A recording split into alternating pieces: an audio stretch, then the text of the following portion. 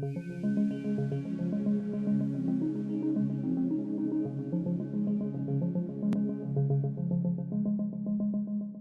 name's Tyler Orr. I'm a licensed professional counselor in Tennessee.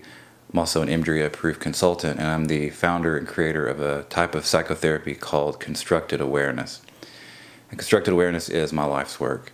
It's something that has been in development for years. In fact, I would say that I was putting together some of the original ideas for constructed awareness even before I was a therapist. And I began to implement some of the early ideas that would become CA as far back as my internship when I worked at a halfway house for recovering addicts. And CA, I would say it's a nonviolent approach to therapy that's useful for resourcing and reprocessing things like trauma, attachment wounds. It can be used for a variety of mental health issues. And it's based on 3 principles, and that's really the point of this whole video, is to introduce constructed awareness, to tell you a little bit about it, to tell you about the principles, and also just to tell you what it has to offer you as you begin to look a little further into it. So the 3 principles, let's just dive into that. So the first principle is that if you bring awareness to your experience, that awareness changes the experience. Now we see this all around us in our lives, but we oftentimes don't pay attention to it. A simple way to look at it is that you behave completely different if you're home alone than you do if you're around peers or family. For example, this camera is on me, and I could tell you that I felt very different. My experience was very different before I sat down and knew that this thing was looking at me. So that's another good example that awareness itself changes our experience. This is why we have things like gyms where people work out, because people work out harder when they know that other people are watching them. And if you've been around kids much, if you've raised kids, or if you were a kid at one time, you know that little kids behave completely different if they're being watched versus if they're not. So there's so many examples that we could look at, that awareness itself changes the experience. Now this really sort of goes against what we're taught in our society. I think the way of the world nowadays is that if you want something bad enough, you can work hard and get it. And this works well for, things like getting a degree, maybe reaching certain health goals. When I think about ways that hard work guarantees success, honestly, there's not a lot of examples that come to mind for me. But yet we're taught that you can use your willpower to get anything you want.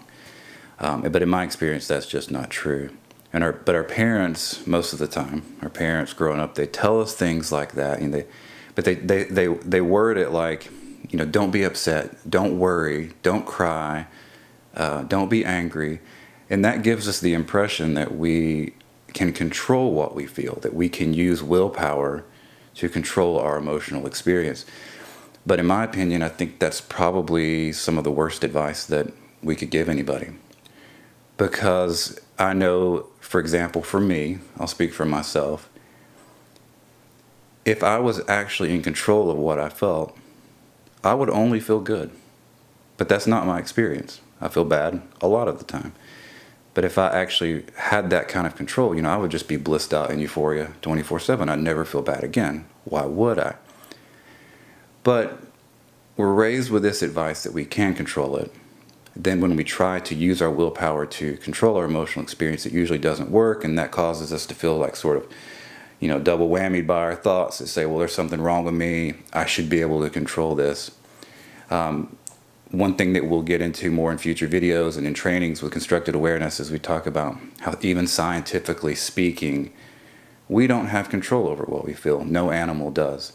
If we had to choose to be afraid, for example, when there was something potentially threatening happening, that time that it would take to decide to be afraid could reduce our chances of survival. So luckily, our emotional experiences, they happen automatically. They're involuntary, right? But this goes against what we know in our society. You work hard, you can get what you want, and that includes how we feel. So unfortunately, I think a lot of the therapeutic approaches, at least the popular ones, a lot of the popular ones in our field, in psychotherapy, They focus on this idea that you can work hard to get what you want. You can use willpower to change your emotional state.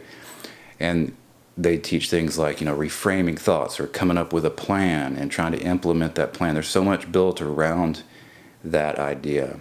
That's not what we do in constructed awareness. Constructed awareness is primarily built around this first principle. We're not going to focus on trying to develop willpower to overcome emotional states or to bring about change. Instead, we're going to practice bringing a particular type of awareness to the client's experience and allow that awareness itself to bring about transformation. So it's more of an effortless approach that requires less like willpower and trying to overcome how we feel. We're not going to overcome how we feel. We're going to bring a deeper awareness to how we feel. So what do we bring an awareness to? So that brings us to the second principle. The second principle is that our entire conscious human experience is built off of three things. I call them the three building blocks. That all you've ever experienced in your life were thoughts that come to mind, sensations that you feel in your body, and your external senses. Now stop and think about that for a second. I thought about that a lot. You've never experienced anything in your life that wasn't one of those three things. Those are the building blocks that make up your entire reality. So what do we bring an awareness to in constructed awareness? We're bringing awareness to those three building blocks: thoughts, sensations, external senses. Now the third principle of constructed awareness is that everybody is naturally more oriented to one of those three building blocks, meaning that some people are more mentally oriented. They spend more time in their mind thinking, planning, analyzing. They spend more time in their imagination or fantasizing. Other people are more sensation oriented. They spend more time in their feelings. Their feelings sort of dictate their reality. They're more in their body. Maybe those individuals may tend to be more grounded or able to kind of connect with their gut or their intuition. Also, the third option would be externally oriented. Some people spend more time in their senses. And by that we mean they're out here in the world focusing on like, who needs me or what's going on around me. How do I need to adapt myself to meet the needs of the environment? Or how do I need to adapt the environment to meet my own needs, right? And so with this understanding, with constructed awareness, it helps you, the therapist, understand how the client regulates themselves and what they need more of to help them regulate in new ways. So if you know that someone, for example, is more mentally oriented and they're disconnected from their body or their external environment, that helps you know that they could benefit more from resources that help them connect with what's going on around them and inside their body. And in the trainings, we cover ways to develop resources for each of those orientations and help you like tailor make resources that are most useful for that client, which can be really beneficial later on when you get into reprocessing, whether it's with constructed awareness or with another approach like EMDR or somatic therapy or something like that. Because what's common for all of those therapies is the question, what are you noticing now? And what I found through my work is that when I'd ask a client, what are you noticing now, they would tend to answer from their orientation. So if they were mentally oriented, I would just get mostly thoughts as a response because they don't know how to connect to those other areas. So we're helping the client to understand the fullness of what they're noticing now. And so that can help later when you're reprocessing. Also, with constructed awareness, a big part of this is there's a typology of 6 orientation types. In future videos, I'll cover that. In the trainings, we go into that in depth.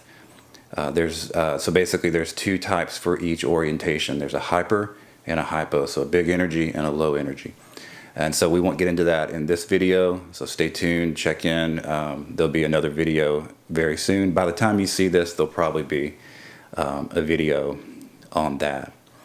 So speaking of that, one thing that I want to talk about today real quick is it's my goal to bring this to the world.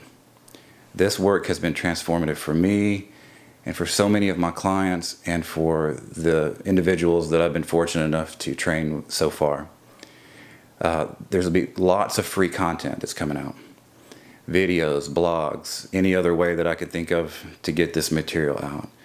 So check back. Feel free to join my newsletter if you haven't done already. You can go to tylerorr.com or you can go to constructedawareness.com. Either site that you go to, you'll find the place to sign up for the newsletter. Both goes to the same source, so either way, if you sign up, you'll be on my newsletter. I also want to mention that every month I'm offering a free consultation session. Now this doesn't matter if you're trained in CA or not. You're welcome to come. If you just want to talk about a case or you want to get more information about constructed awareness from me, you're invited. You're welcome. Also, I hope that one day I get an opportunity to meet you at a constructed awareness training. So if you want to officially be trained in CA, we're doing trainings all the time. So just check those websites that we mentioned. I'll put the links in the bio of the video. But all the information that you need, when they are, how much they are, all that's available on there. So that's it for today. Thank you so much. I hope to see you soon. Until next time, take care.